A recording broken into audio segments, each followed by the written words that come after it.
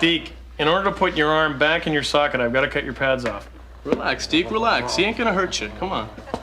Down, boy.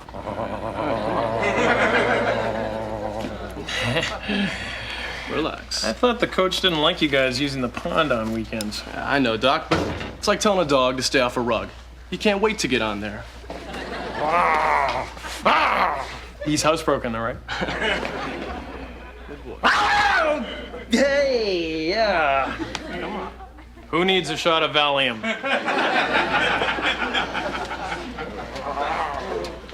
My buddy Deke needs a shot of Valium.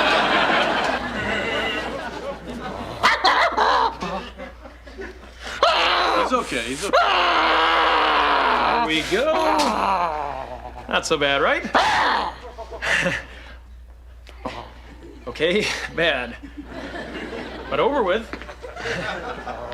Now, I want you to stand up. There we go. Bend at the waist. Just let your arm hang loose. This might hurt a bit. That's really unnerving. Cool it, Deke, come on. I'm sorry, Doc. Okay, Deke. I'm gonna rotate your arm and put it back in the socket. It might hurt just for a second. Down, boy, down, boy. All right. There we go. Okay, Deke. Oh, that should give you back normal use of your paw, right?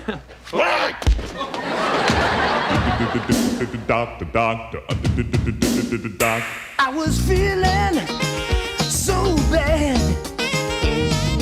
Asked my friend, my doctor, just what I had. I said, Doctor, Mr. Indy, can you tell me what's ailing me? He said, yeah, yeah, yeah, yeah, yeah, yeah, yeah, yeah, yeah, yeah. All you need, all you really need, all you need is loving. Got to have good loving, good loving, baby. Doctor, doctor, doctor. Yeah. Doctor, doctor, doctor. Uh-huh.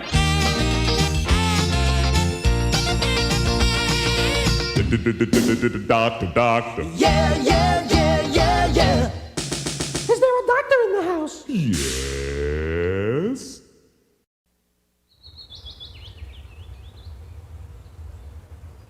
So how's it feel to be back at your old practice, Mick? Kind of like wearing the same pair of underwear 2 days in a row. The fit's pretty good, but the aroma's a little suspect. You ever think about changing careers? What, 10 years of training to be a doctor down the drain? Wouldn't have to be totally down the drain. It would always be on your resume. Oh, my ribs!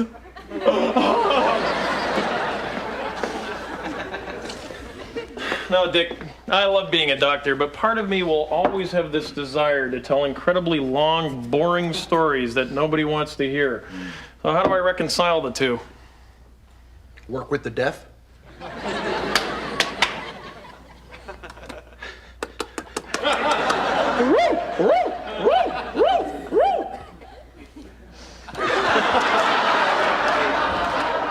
That was sign language. Oh, that's lost.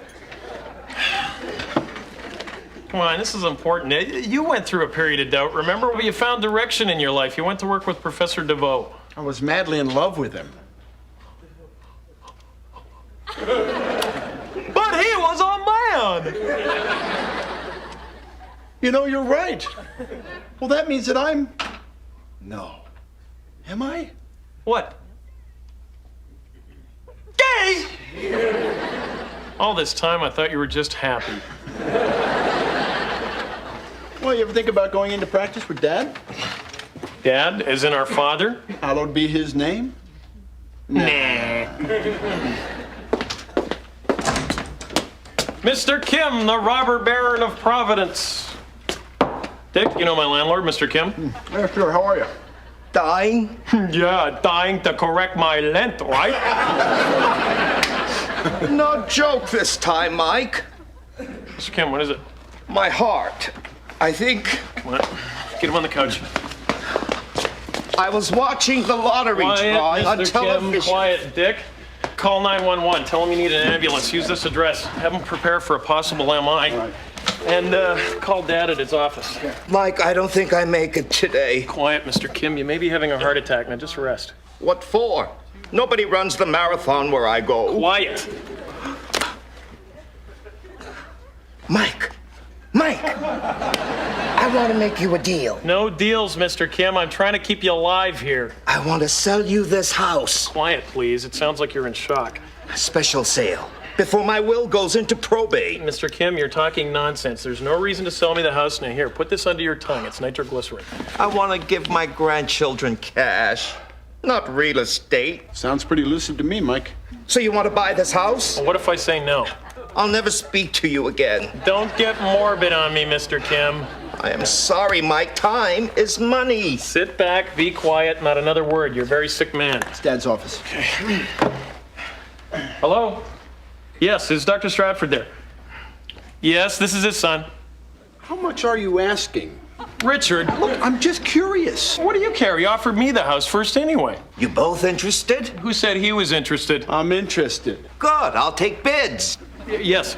Okay, well, have him meet me in emergency in about 10 minutes. Good, thank you. Oh, what was the asking price? I'll give it to you for what it cost me, $200,000. You told me you paid 60. Plus inflation, improvements, a small profit. It's a steal at 200. Are you crazy? All right. 195 with 30% down. Would you consider 150 with a slightly smaller down payment? Would you stay out of this? The man may have had a massive coronary. Do you know how hard it is to find anything pre-1900? He's very smart, your brother. All right, let's take this quietly and calmly. We're getting Mr. Kim way too excited. Yeah, I might have a heart attack. Time's running out, Mike. Are you going to make me an offer or no? 155 with 15 down. 160 with 20 down. 190, final offer. 165. 170. Mr. Kim? Maybe that was his final offer. Mr. Kim, come on, Mr. Kim. Mr. Kim, you come out of this, I'll offer you 175. And $1 now, so I know we have a deal. Damn. Deal. I would fix the place up if I were you. I let things slide. Okay, fine, keep me posted. They just finished an OR. Dad says it went as well as could be expected. Color him gone. Lighten up, Polly pessimist. Well, she may be right, Mike. The man looked awfully sick. Yeah, I know, but every time I see my dad work, it gives me hope. The guy's a really dazzling surgeon. If anybody can save Mr. Kim, my dad can. Excuse me? I said, if anybody No, can no, no. I heard what you said. I just don't know why I didn't get a shot at Mr. Kim. Shot. He's a human being, Grant, not a skeet.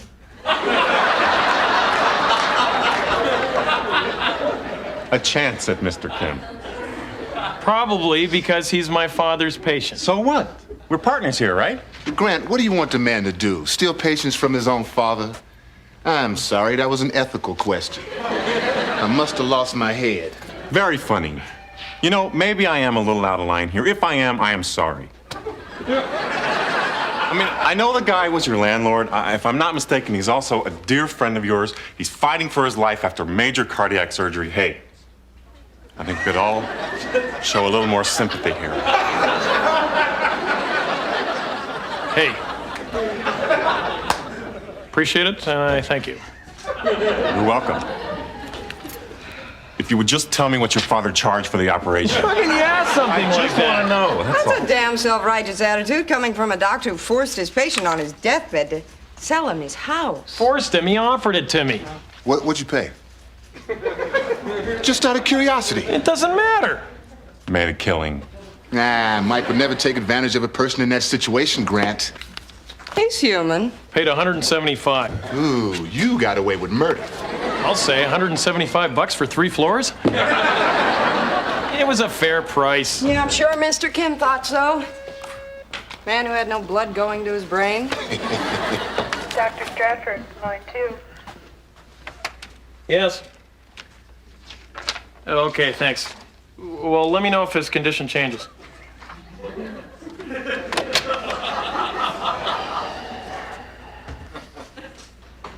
Mr. Kim's dead.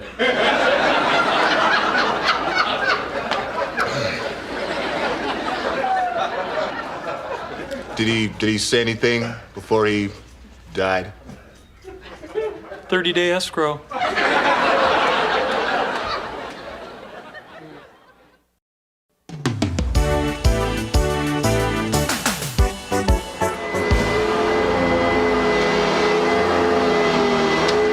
Dad!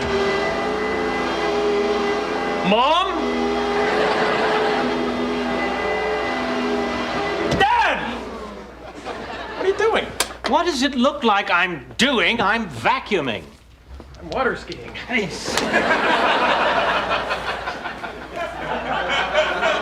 Excuse me, but aren't you one of the top cardiac surgeons in New England? Our cleaning service just doesn't do a good enough job. Well, looks like they did a pretty good job on the windows. Thank you. I remember this cleaning fetish when I was growing up. Michael, I was never home when you were growing up. I'm prepared to make it up to you now. Okay, I can use you Tuesdays and Thursdays, but you have to do ironing. And you have to answer to the name Hazel. And to what do I owe the repartee of this visit? Mr. Kim. The guy you operated on? My landlord. Oh, he was your landlord. That explains it. Explains what? His delirium in recovery. He kept uttering strange phrases like down payment, capital gains, windfall profits. Man after your own heart, huh? Let's hope not. The man had valves like an old Fiat. Well, thanks for taking the time to see him anyway. You're welcome. And don't ask me to speak at the funeral. I hate that. Why do you say things like that? What should I say? Well, how about gosh, he was a lovely man and I'm sorry he died? He was a lovely man and I'm sorry he died. You left out the gosh. Gosh. He was a patient of yours. Is it so hard to be a little compassionate? Compassion won't bring him back, Michael. It's time you learned that. Whoa, existential philosophy, my favorite. Michael, let's stop this. I'm worried about you. So am I. What are you doing with your life? You really think you made the right choice rejoining that flourishing practice of yours? Well, if I didn't, I can always follow your example. Surgery? Vacuuming. Plus, I still have the TV show. They pay you for that? And I'm writing another novel. Oh, sure. Strike while the iron is cold. You know, I've given this a lot of thought. Why don't you? Nope. You don't even know what I'm going to say. You're going to ask me to come work for you. Oh, you happen to be... And the answer is no. Wrong. You wouldn't hire me? No, I wouldn't. My own father? I'd want you to be my partner. I don't do windows. Fact is, we could use a good internist around here. Well, how do you know I'm any good? You're my son. And that just makes me arrogant. I'm doing my best here, Michael.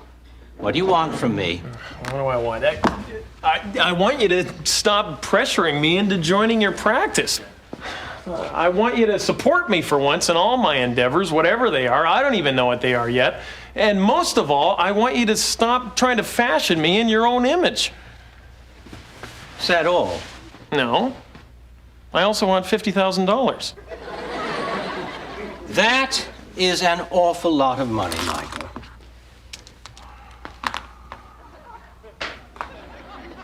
I'm gonna dump this on the carpet. Will you take a check?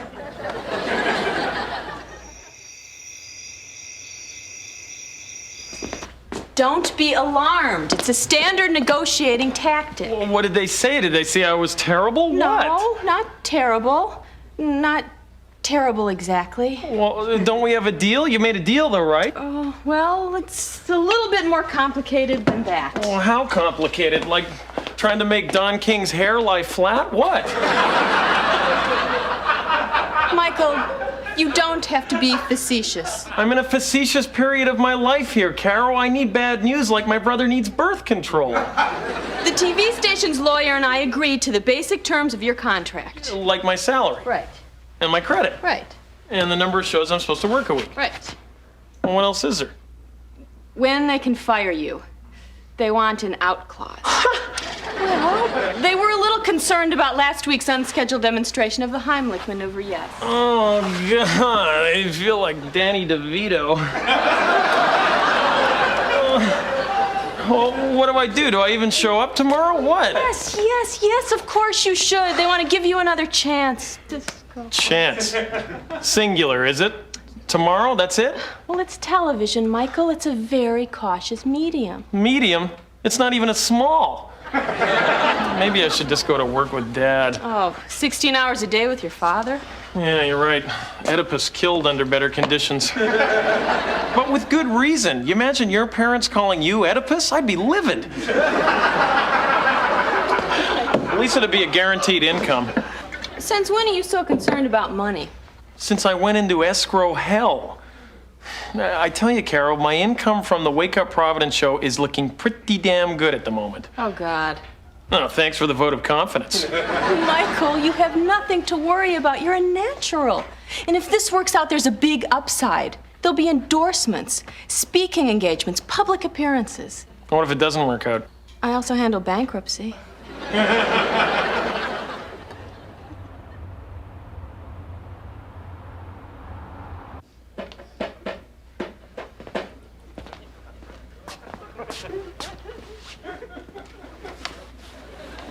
You're kidding, right? Oh, I think he's cute. Liz, this guy is such a wiener. Uncooked. How can you like him? Well, he's offbeat, you know. Besides, I like seeing a doctor as foggy as the rest of us this early in the morning. Don't you? Yeah, I love it. Quack of dawn. So, you seem a little nervous. Yeah. Thank God I'm wearing baby loves.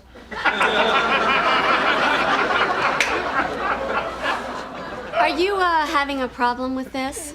Well, it's the Don't you touch me. Not here. Not on I ask you what... What's up, kids? It's painfully obvious. She wants to ask me out for a date and she doesn't know how to do it. That's the... The teleprompter? Yeah. Well, just use it like your subconscious. To doubt myself at every turn? You shouldn't actually read a teleprompter. The words should just sort of pop into your head as you talk. It's like when you look into the camera, you fall into a kind of trance.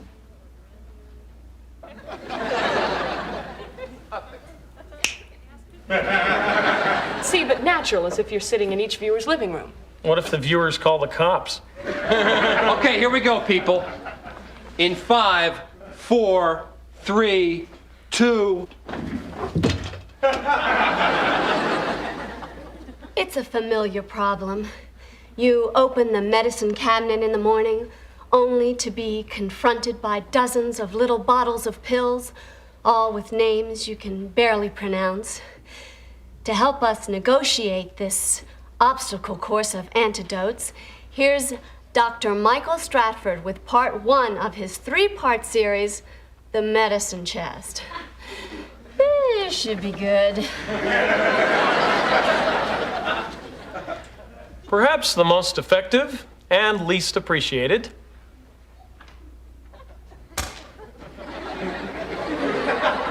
Medication. Most of us keep in our bathroom cabinets is plain old aspirin. Recent research has shown that aspirin is also useful in lowering the risk of heart disease and cardiac arrest. But how much aspirin and who should take it on the average? Men with no history of heart disease should start around age 50 and each day take 50 and each day take 50 and 1 aspirin tablet at breakfast. That should do the trick. So, Dr. Stratford, when will you be returning to do part 2 of The Medicine Chest? The Medicine Chest. The Medicine Chest.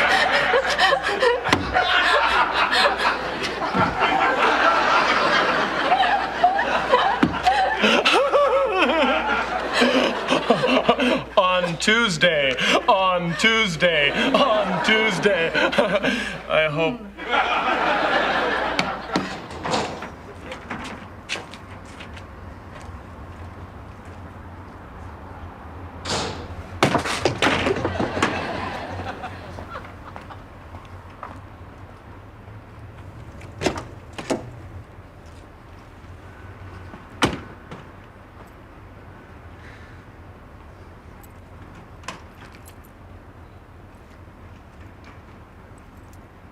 Come on, don't do this to me. No! Yeah!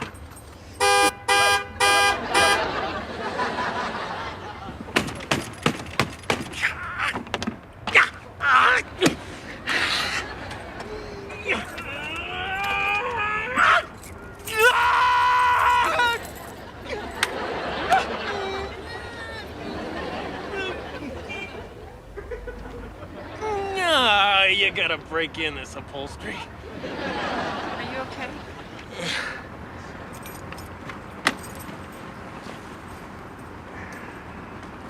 Just got a little carried away. I can tell. Just feeling so frustrated. I can imagine. Then the engine wouldn't start. No wonder. What are you talking about? It's my car. Maybe that one's yours. God! Hey, don't worry about it. It's nothing money can't fix. Well, God! I am gonna need your help, though. Anything. You name it. Towing, paint job, anything. Could you give me a ride home?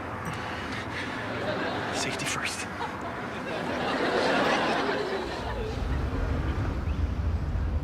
So that's the whole story. Worst month of my life. Gee, sounds terrible. Your novel gets published, you start your television career, you rejoin a practice that's worth twice as much as when you left it. Must you do that? Look at things only on the bright side? Well, I'm really sorry to hear about your landlord. The rest of it just doesn't seem so awful to me. It's just that I feel like I'm out there working without a net, and I blew it on the show this morning, and you won't have me back. What are you talking about? Of course we will. You will?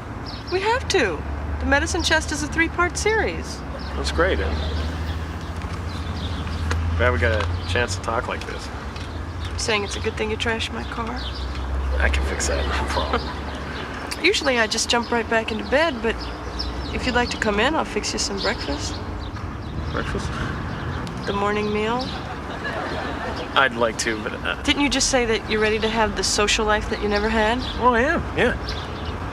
So if you'd like to see what it's like to work without a net, come in for breakfast.